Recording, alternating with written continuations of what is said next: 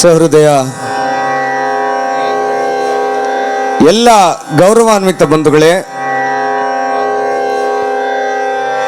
ತಾಯಿ ತಂದೆ ಜಗತ್ತಿನ ಸರ್ವಶಕ್ತ ದೇವರು ಅನ್ನೋದನ್ನ ಶತಶತಮಾನಗಳಿಂದ ಹಿರಿಯರು, ದಾರ್ಶನಿಕರು, ಪೂಜ್ಯರು, ಮಠಾಧೀಶರು, ಹಲವಾರು ಸಾಧು ಸಂತರು ಎಲ್ಲರೂ ಕೂಡ ಹೇಳ್ಕೊಂಡು ಬರ್ತಾ ಇದ್ದಾರೆ. ತಾಯಿ ತಂದೆಯರನ್ನ ಅಪರಿಮಿತವಾಗಿ ನೀವು ಪ್ರೀತಿ ಮಾಡ್ರಪ್ಪ ಅಂತೇಳಿ.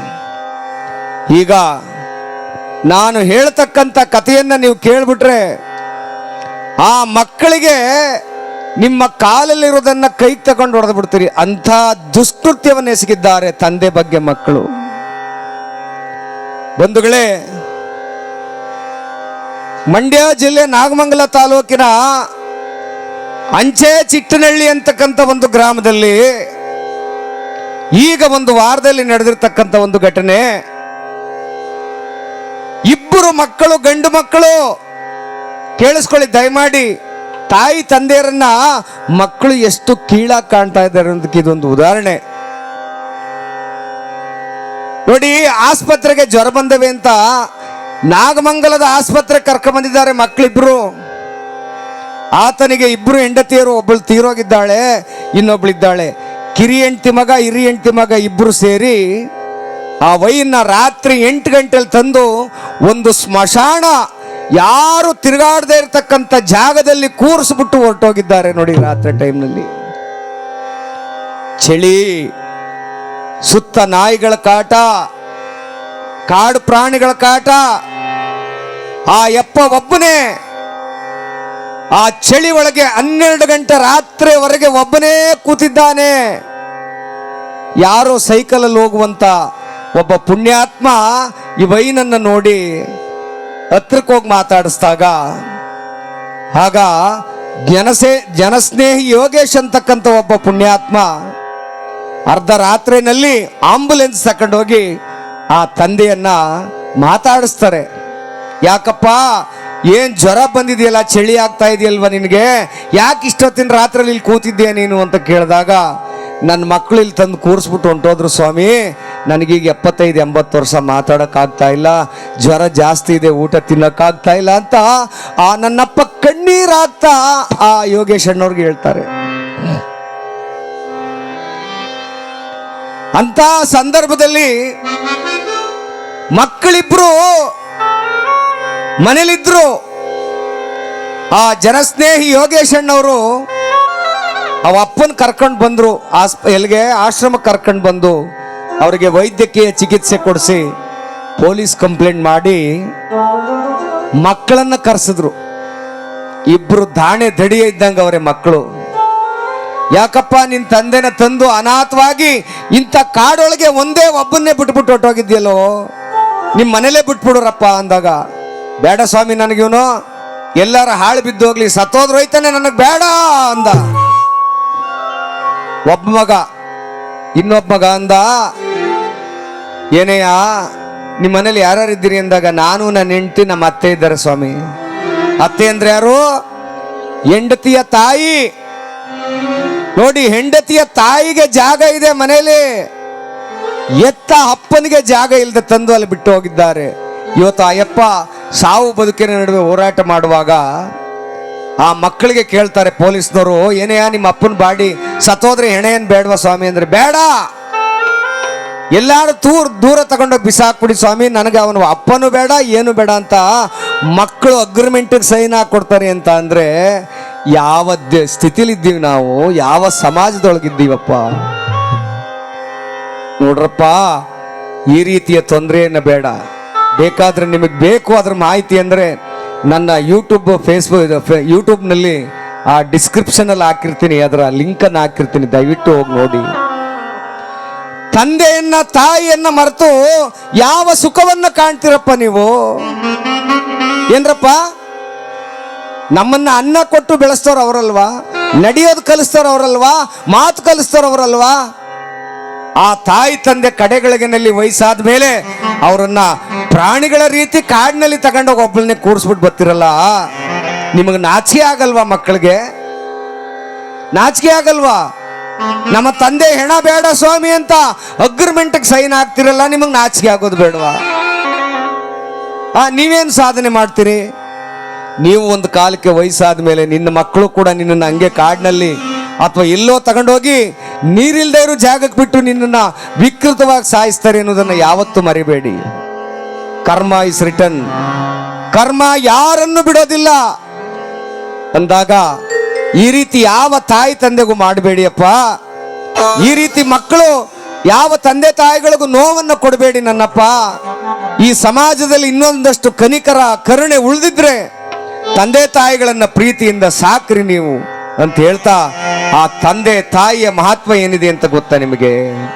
ಗೊತ್ತಪ್ಪ?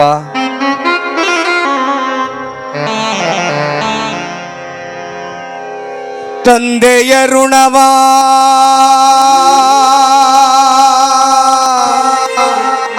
ಮರೆಯದಿರೋ ತಮ್ಮ,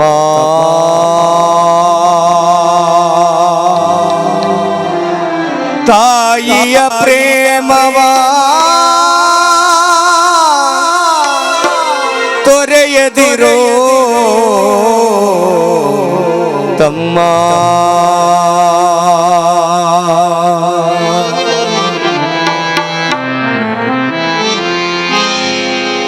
ತಂದೆಯ ಋಣವ ಮರಿಬ್ಯಾಡ ಅಣ್ಣಯ್ಯ,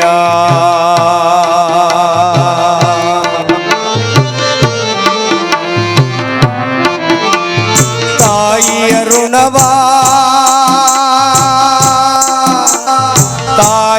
ಋಣವ ಮರಿಬ್ಯಾಡ ನೀ ಅಣ್ಣಯ್ಯ.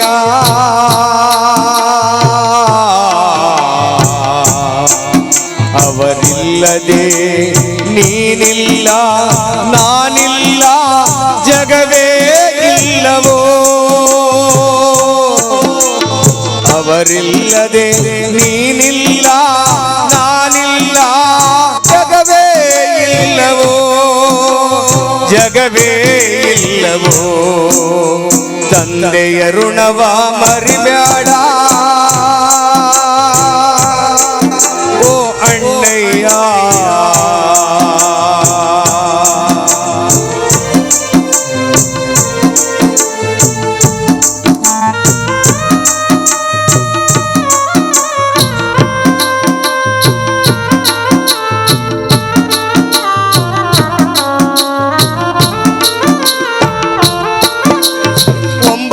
ತಿಂಗಳು ಹೆತ್ತವಳು ಅವ್ವ,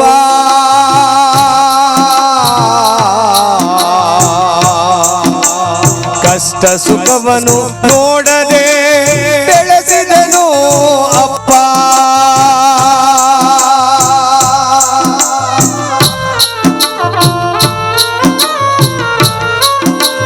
9 ತಿಂಗಳು ಹೆತ್ತವಳು ಅವ್ವ, ನೋವು ನಲಿವನು ಕಾಣದೆ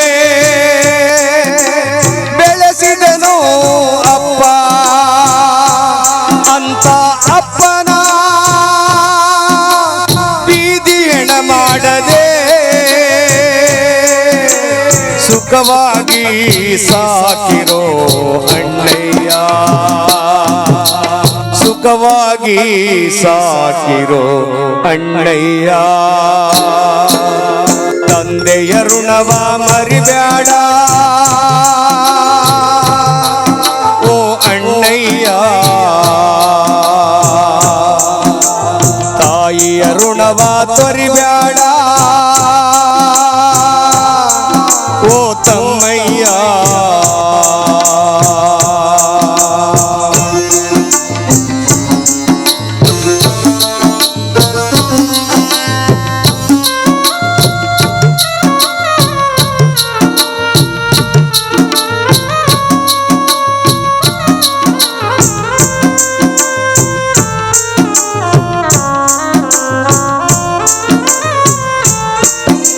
ರಕ್ತವ ಹಿಂಡಿ ಹಾಲುಣಿಸಿದಳು ನನ್ನವ್ವ,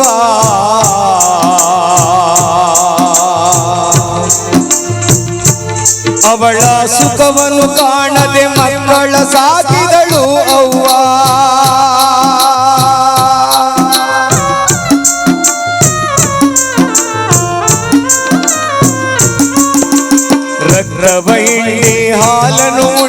ಹಸಿದಳು ಅವ್ವ, ಅವಳ ಸುಖವನ್ನು ಕಾಣದೆ ಸಾಕಿದಳು ನನ್ನವ್ವ. ಅಪ್ಪ ಎಂಬ ಶಕ್ತಿಯ ಮರೆಯಬೇಡವೋ ಮಾನವ, ತಾಯಿ ಎಂಬ ಕರುಣೆಯ ತೊರೆಯಬೇಡವೋ ಮಾನವ. ಅಪ್ಪ ಅಮ್ಮನ ತೊರೆದು ನೀನು ಯಾವ ಸುಖವನ್ನು ಕಾಣುವೆ, ನೀ ಯಾವ ಸುಖವನ್ನು ಕಾಣುವೆ. ತಂದೆಯ ಋಣವ ಮರಿಬ್ಯಾಡ ಅಣ್ಣಯ್ಯ,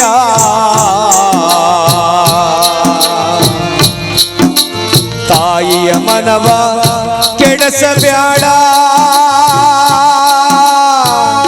ತಮ್ಮಯ್ಯ,